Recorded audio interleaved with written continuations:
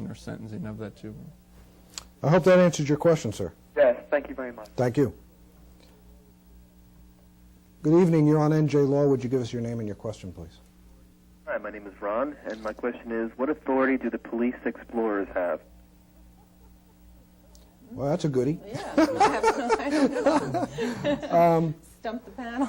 Well, stump the panel. I'm going to shoot from the hip on this one, so don't write all this down. But police explorers are basically, for those people who don't understand, a branch of the Boy Scouts of America, which has explorer programs which are usually tied to a specific agency or trade, for lack of a better word. I know there's police explorers, for instance, that are involved with the prosecutor's office in Monmouth County. There are police explorers that are involved in the in our police department in Ocean Township. I'm sure Wall Township and several of the other larger towns all have explorer groups, including Asbury Park. The explorers that's a method for them to learn how to some of the basics of police work, and in case they might have an interest in going into it later on, they can kind of not so much get a jump on everybody, but kind of have a clear understanding of what it's about. As far as police powers, they have none. They don't have any powers that the average citizen wouldn't have. If they're assisting the police in direction of traffic, let's say in an affair, and I'll tell you in Ocean Township we utilize them, and thank God they help us out at our annual Ocean Township Festival, and they control a lot of the traffic, parking, and things inside the festival grounds. As such, they are assisting the police and are not to be obviously the objects of people being blatantly disobedient to the traffic direction, but usually a police officer would get involved. But it's not like they're going to carry guns and start shooting at people. I hope that answers your question. If it doesn't, I urge you to call the Monmouth County Council of Boy Scouts, which happens to be across the street from our police headquarters in Oakhurst, and they could give you some further information. No, that answered it. Thank you very much. Thank you. Thank you. Bye-bye. Good evening. You're on NJLaw. Would you give us your name and your question, please? Hello? They might have went away. Good evening. Hello? Oh, hi, you're on NJLaw. Would you give us your name and your question, please? Yeah, Kev, this is Bill from Farmingdale. Yes, how are you? Oh, okay, I'd like to compliment you on your show. Well, thank you. And it should be on more often about law. I just put on about the past 10 minutes, I'd say, and I assume that it's mostly on juveniles. Yes, sir. Okay, when I was a juvenile and we were growing up in Farmingdale, we got very well along with our police force. Mm-hmm. And then Howe Police never had anything to do with Farmingdale. We had state police. But as kids, you have nothing to do. Their parents don't want them home, and yet they have no place to go. So they more or less go up to the town, they stand around. Mm-hmm. Me, as a kid, we used to go uptown, and when the police would come through, they would say, I'll be back in 5 minutes, be gone. Right. We'd be gone. Now, well, let me say that we respected our police force then. Now, when the police come through, it's more or less you either go or you're locked up. Right. And the kids are starting to lose respect for the police force, and the police are there to help us and protect us, and also our kids. But it seems now that the police are forcible, and they're more on the kids than, it's just a shame that the kids should see the police the way they are now and not the way they used to be. Well, I think that's a shame too in some respects, and in some respects, depending on where you are, in some respects I'd have to disagree. For instance, in Ocean Township, where I work, I'm one of the youth officers. I have been for the past, I guess, 4 years or so. And I take a real interest in the youth. I see kids all the time, myself and Detective McDermott, who work in there, and the officers who've worked in there before, time and time again, and I think we have a pretty good rapport with them. We try to develop that, and we try to get into the schools more when manpower allows to.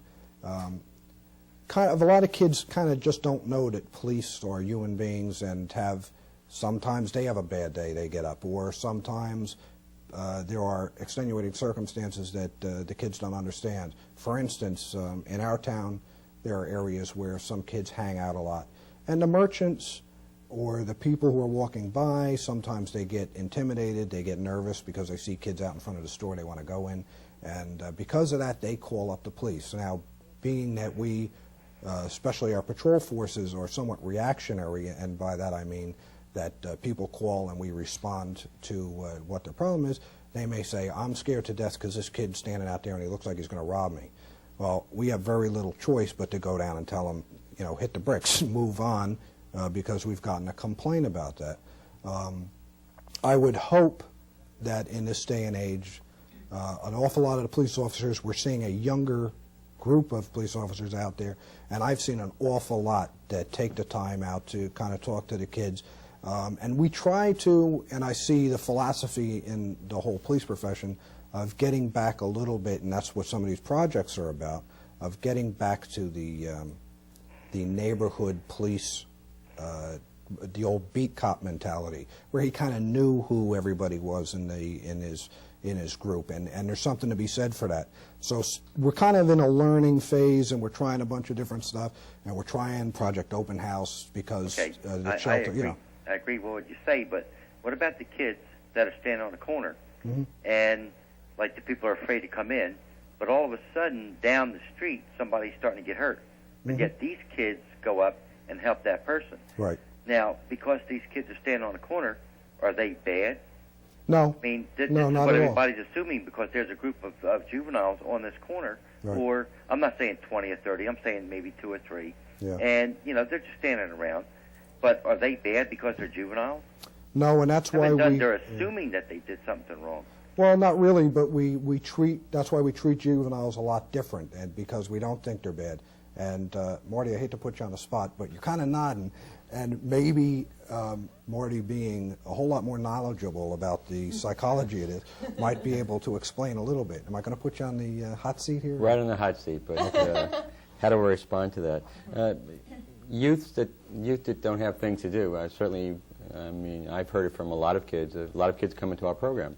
One of the biggest problems that they have is there's nothing to do, and they always talk about we hang out. And you say to them, what do you mean by you hang out? And, well, we just get together as a group and we just hang out and talk about nothing. You know, probably the biggest problem that we have in certainly western Monmouth County, maybe in a number of other areas around the county, maybe even around the state, is there are not a lot of activities that the youth can do that doesn't cost a lot of money, that doesn't require public transportation to get to, that doesn't require this, doesn't require that. As I said, probably what we need to do to focus some of our energy is to provide programs for the youth that would keep them off the street, would prevent them from hanging out because they would have something to do. Police Explorers is certainly a good example of something that works well for kids. The fact that they have an activity, it's a sponsored, it's an organized activity. They can certainly look at the police in a very different way and learn to respect the law and respect the police as a result of that because they're learning the process of what's involved in being a police officer. Anybody else? How's that? I think I'd like to add also, I believe that community youth service bureaus that are functioning now in about 5 or 6 communities in Monmouth County are one of the mainstays of having juveniles and giving them some opportunities on what to do. I believe right now they have ones in Neptune, Ocean Township, Wall Township, Howe, a new one in Manalapan, and I'm sorry if I forgot anybody. But I think they're a big help. I know a number of years ago through SLEPA funds there were a large number of these throughout the county, and I feel that with, like Marty says, that to give the youth something to do and some centralized focused activities with some leadership, I think they're a very good idea. And with this new alliance money that's come down, if I may say, through the County Drug and Alcohol Board, it's available to every municipality in the county if they will get on board and form an alliance group with the mayor's approval, and there's a process that they could form. And with that alliance, there's money tied in fact, over $500,000 that's coming down into Monmouth County, and this can be used towards prevention and education in the area of drugs and alcohol abuse, which all ties in together, I think, with the juveniles. Can I add something to that? Sure. This is one of our favorite subjects here.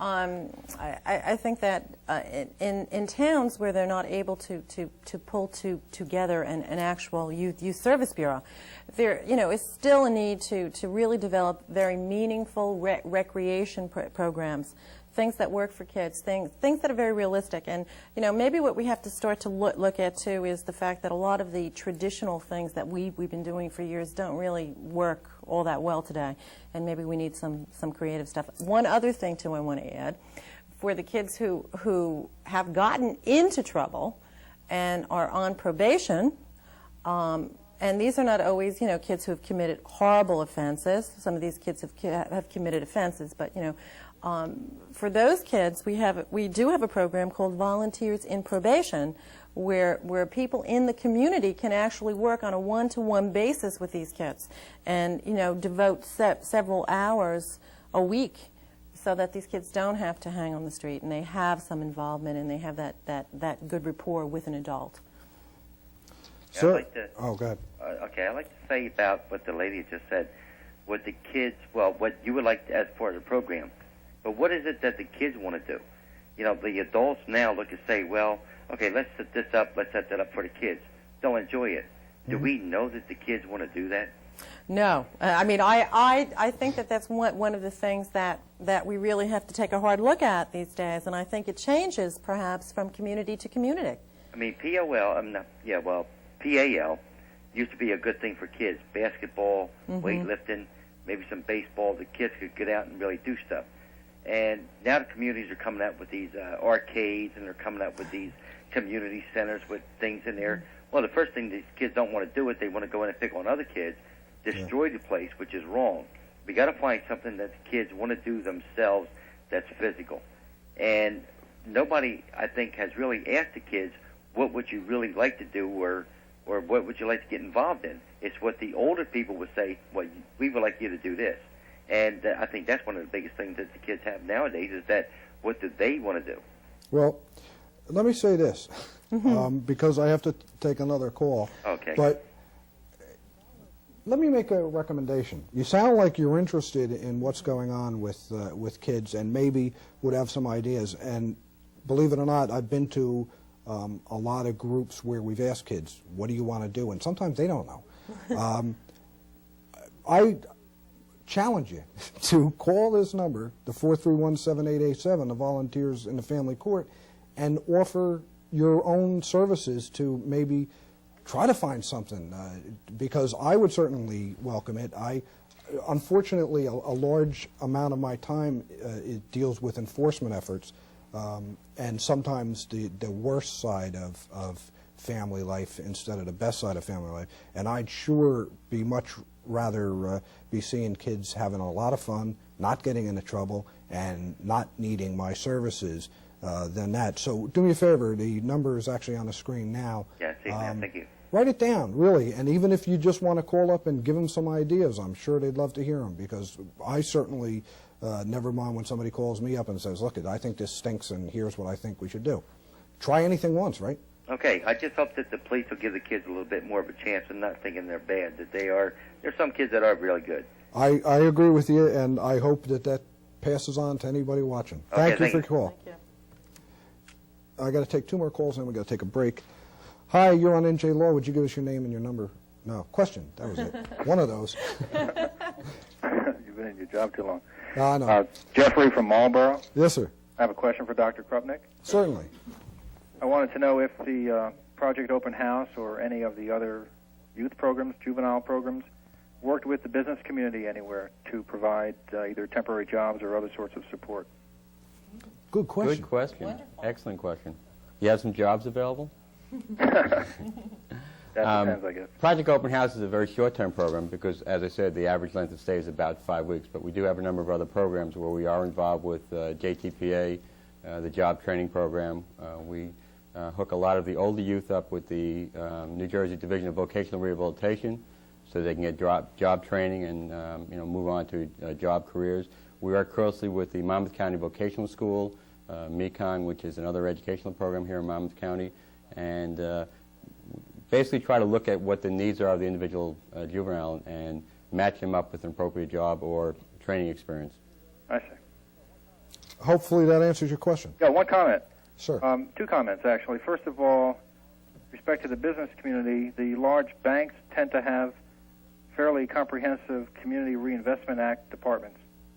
And it may be worthwhile to make some inquiries to the banks to see if there's anything they can do under the CRA guidelines to work with the programs. You got their number? Or, I like you know what, if you would, really, we're going to put the host home numbers up later, and that's the department that Dr. Krupnick's with.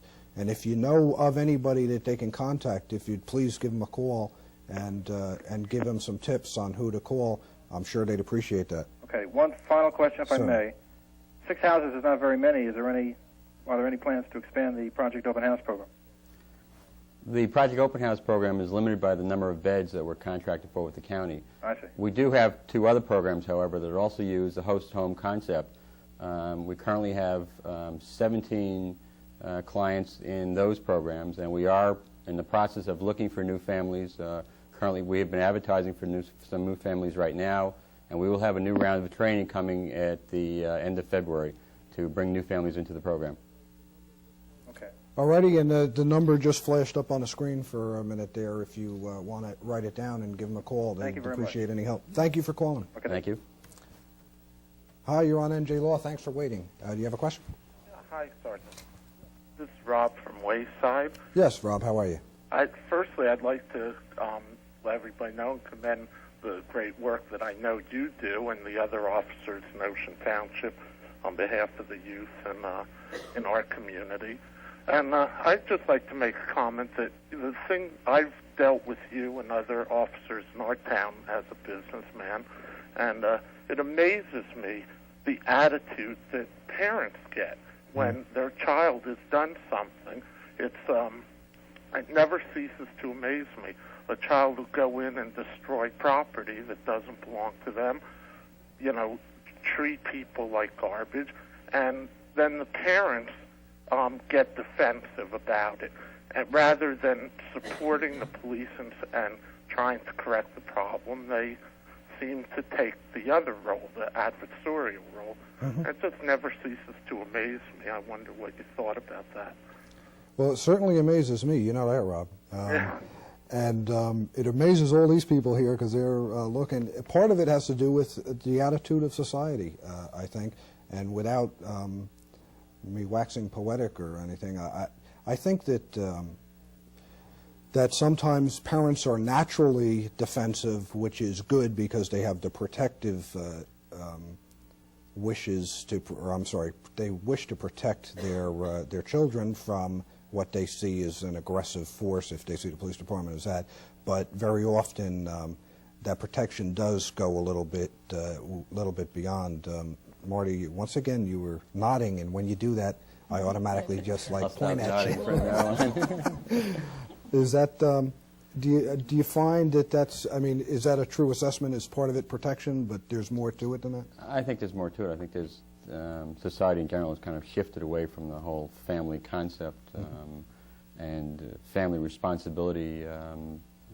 We seem to take very lightly in a lot of ways. I think that was part of the reason for the development of the family court in the first place. It puts the emphasis back on the family, which I think is critical and very important in providing the services that are needed. And therefore, hopefully, we'll see a swing back the other way, but it's going to take some time. I would hope so. I'm sure the family court people would certainly hope so. Rob, I hope that answers your question. Did you have any others? It sure does. And, I just want to say that I think it's, a matter of respect. And I think that really a lot of these children today just aren't taught that respect.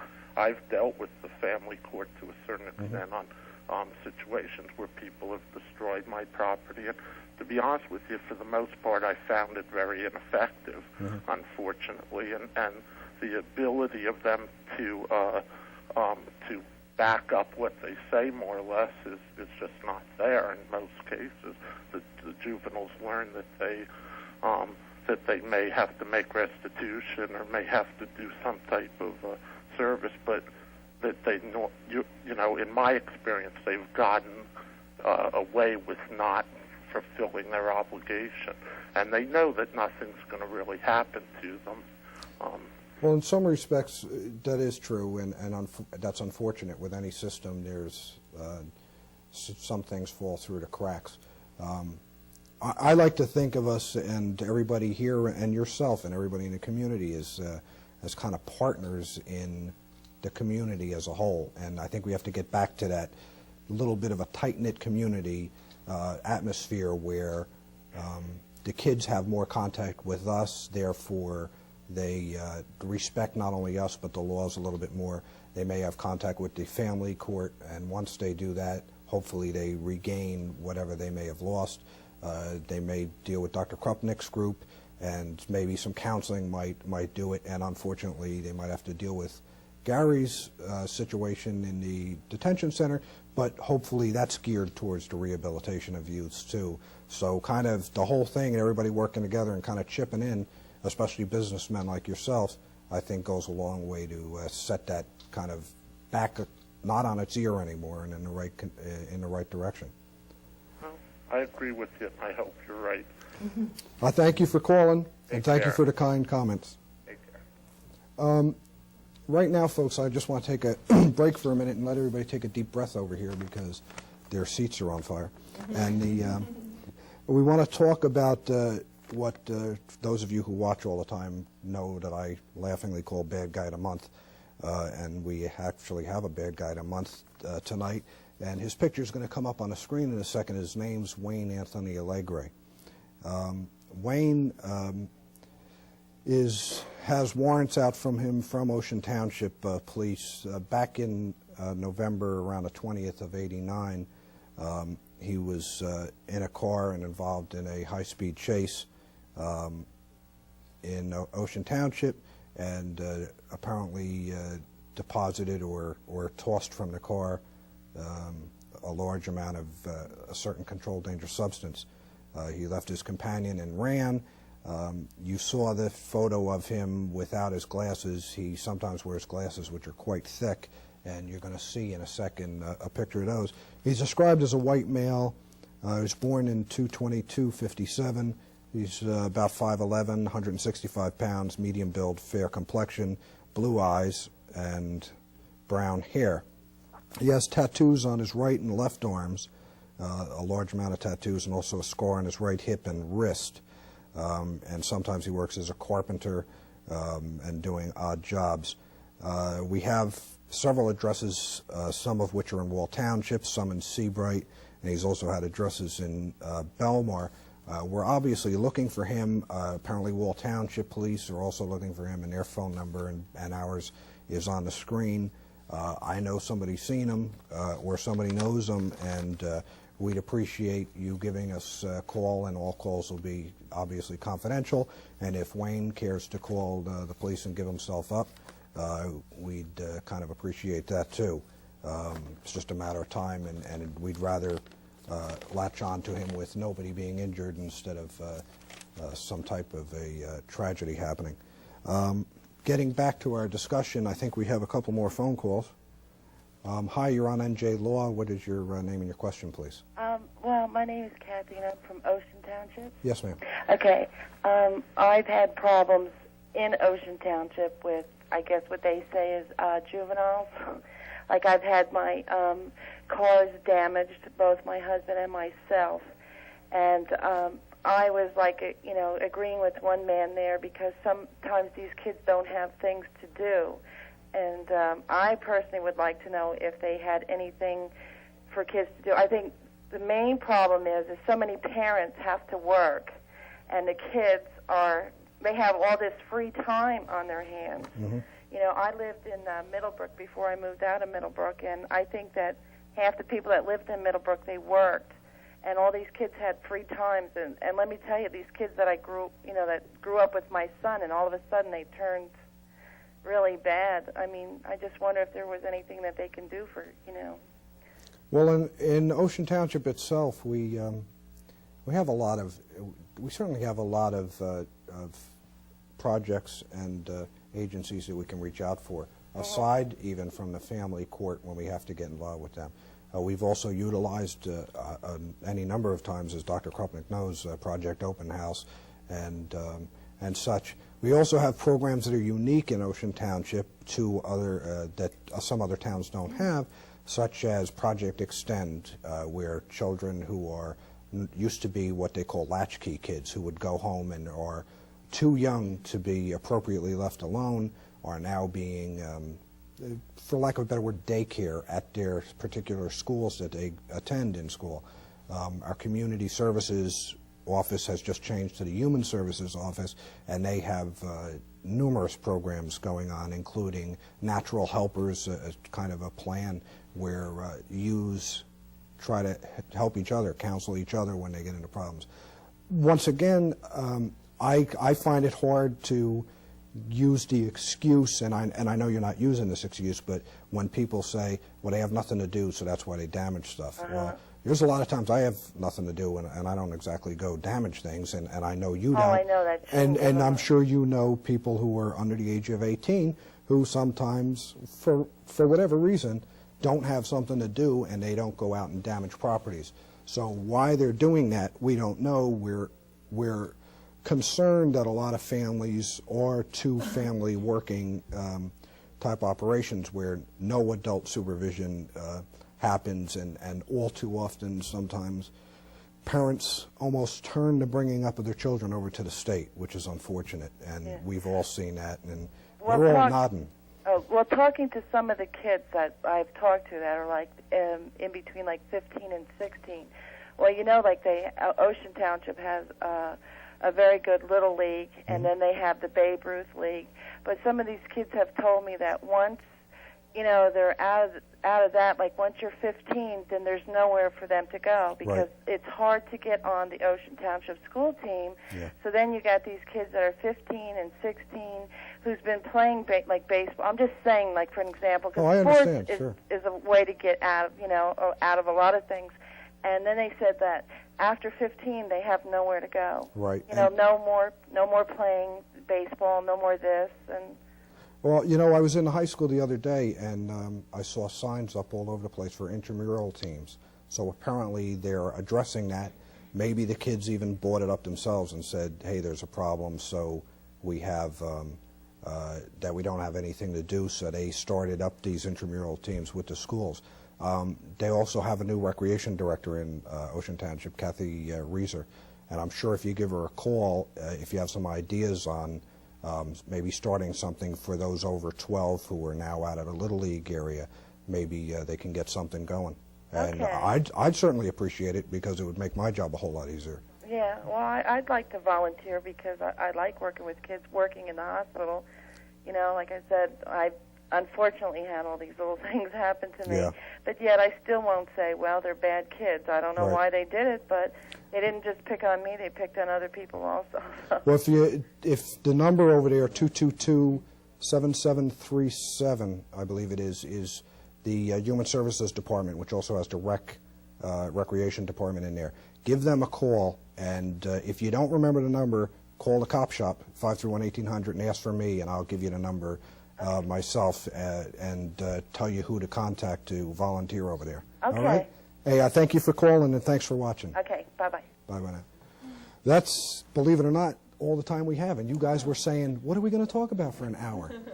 I want to thank my guests, Adele Keller, Dr. Marty Krupnick, and Gary Linington, for taking time out to come. I also want to, on a personal note, thank Judge Milberg for allowing Adele and Gary to come and speak on the show. That was a great help, especially informative to the public, to tell them what happens in the juvenile justice system. And please tune in next time when we'll be talking to people from the Major Crimes Unit of the Prosecutor's Office, which should be pretty interesting, and we'll find out a little bit about how they work. In the meantime, please be safe, be good, God bless, and tune in again to NJ Law. Thank you and good night.